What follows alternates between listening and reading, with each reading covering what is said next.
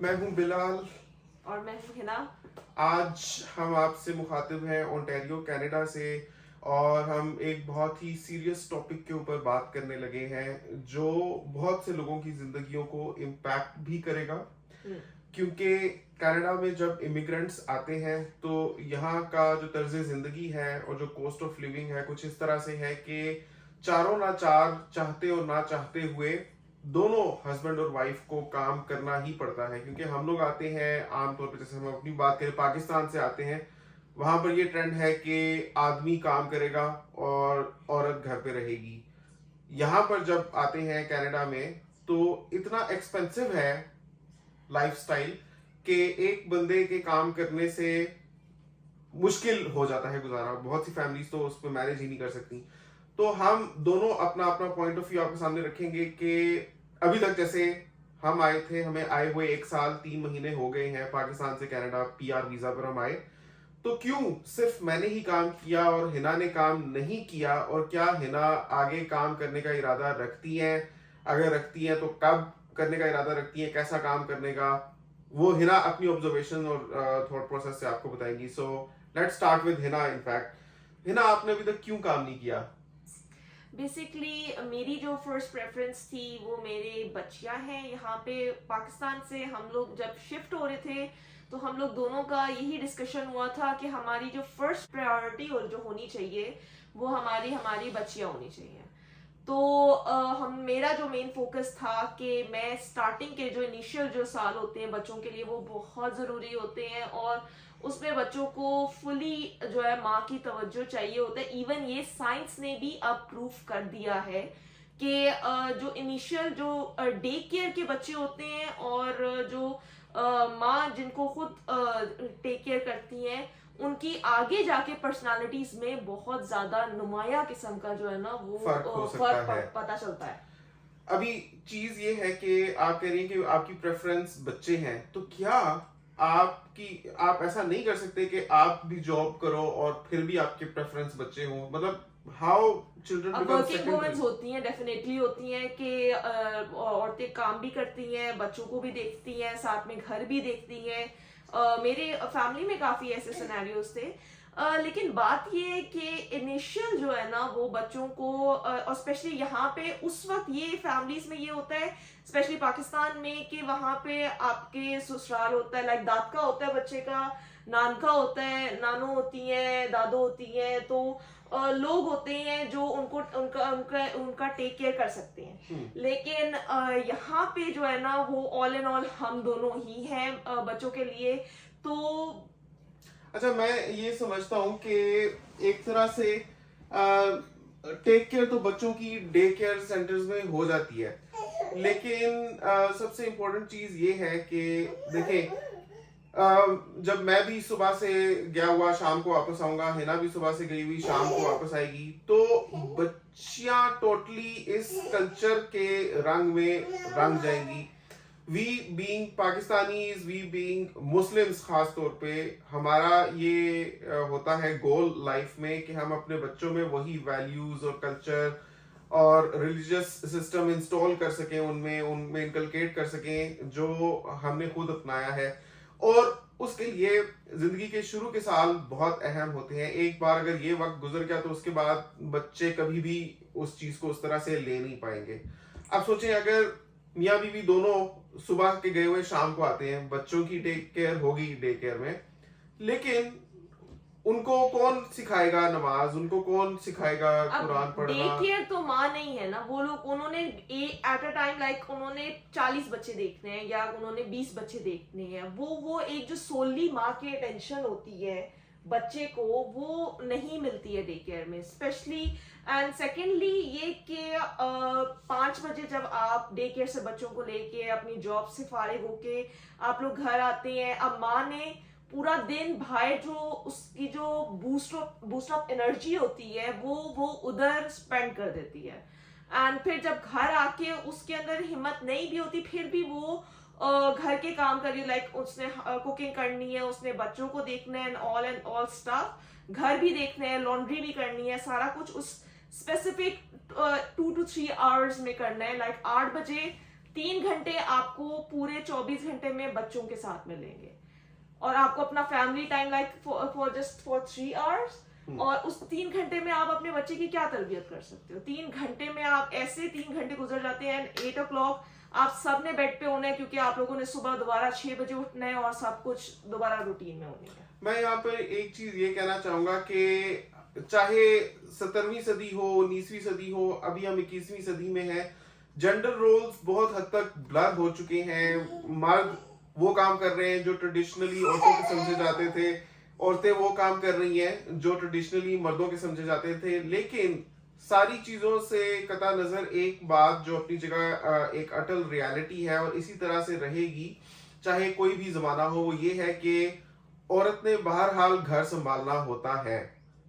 अब ठीक है, औरत और आदमी दोनों काम कर सकते हैं, लेकिन एक किसी भी आप बंदे से पूछ लें, चाहे इवन बाहर के कंट्रीज में भी यही कॉन्सेप्ट है कि man is the bread winner and औरत इज द होम मेकर। जब बच्चों के जिंदगी के शुरू के सालों में ही वो अपने बाप को भी वही करता देखेगी, माँ को भी वही करता देखेगी। There are a lot of responsibilities at home to take care of. दोनों पेरेंट्स अब एक रिस्पॉन्सिबिलिटी निभा रहे हैं, यानी कि पैसा कमा कर ला रहे हैं।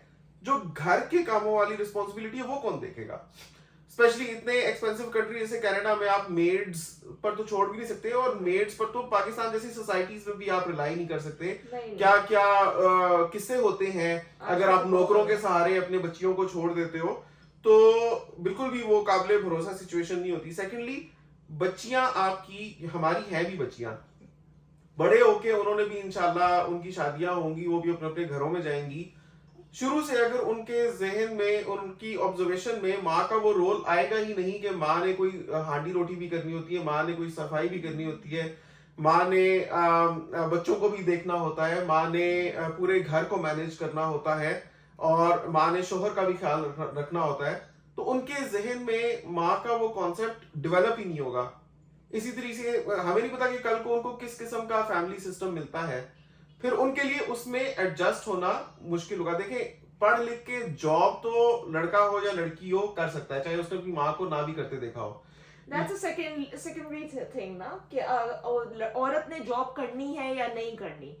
मर्द ने तो जॉब करनी ही करनी है, बिकॉज ये तो एक सदियों से चीज चलती ही आ रही है दैट मर्द ने बाहर जाके काम करना है और औरत ने घर पे बैठ के बच्चे संभाला। लेकिन आजकल जो है ना, वो जो एक जो ट्रेंड चल रहा है कि मेरा जिसम मेरी मर्जी वाला सिस्टम के, लेकिन उसको अगर आप उसको एक पॉजिटिवली भी देखें, दैट्स नॉट कि औरत सिर्फ घर का चूल्हा चौका करती रहेगी, उसकी कोई अपनी लाइफ नहीं है, कोई अपना वो नहीं है, दैट्स नॉट द थिंग।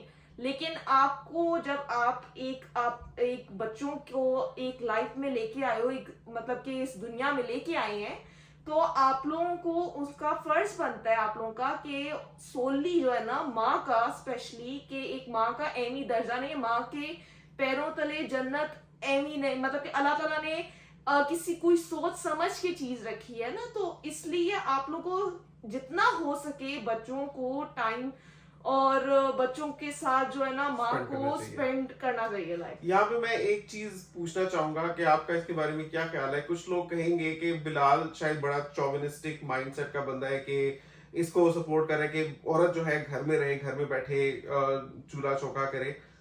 आपके ख्याल में आपकी जिंदगी मुश्किल है एक ऐसी औरत से जो बाहर जाकर काम करती है?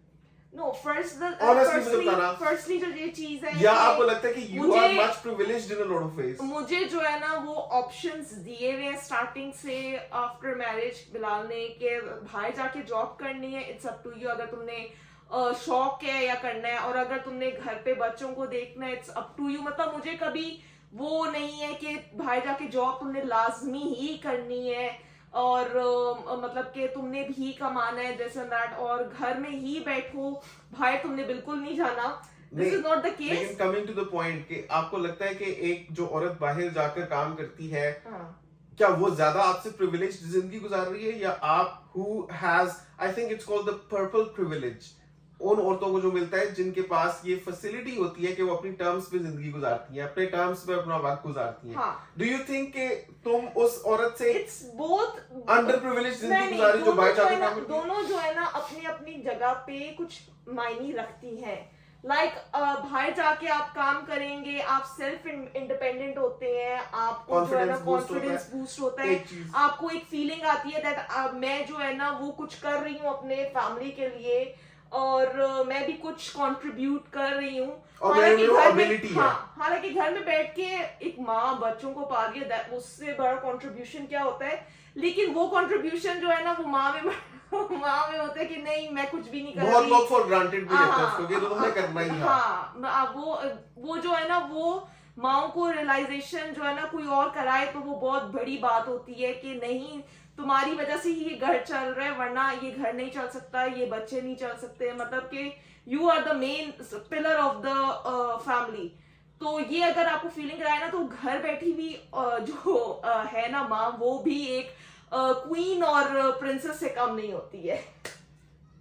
लिटरली आजकल के दौर में, आजकल के इस मुश्किल दौर में, if you are able to spend life on your own terms, time on your own terms, staying at home, doing whatever you want, you are मेरे ख्याल में in a much more privileged position उस औरत की निस्बत जो बाहर जाकर, जिसको बेचारी को सुबह सुबह उठना है, सारा दिन बाहर काम करना है, वो थकी हारी आएगी, उसको फिर सुबह के लिए तैयार होना, जस्ट लाइक अ मैन।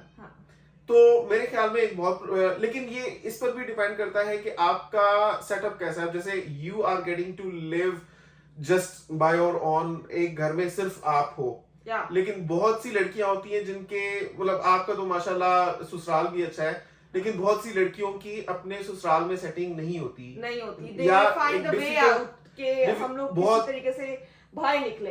मैं ये नहीं कह रहा कि सबके ऐसे होते हैं, लेकिन कुछ लड़कियों की नहीं बनती अपनी नंदों से, और बहुत सी नंदे होती हैं घर में, सासें होती हैं, उनके लिए टू से कि भाई वो एक प्रिविलेज्ड पोजीशन में है in their home as compare to वो जिसको बाहर जाने मिलता है। हाँ, मैं वही बात कर रही हूँ, हर किसी का सर्कमस्टांसेस डिफरेंट होते हैं।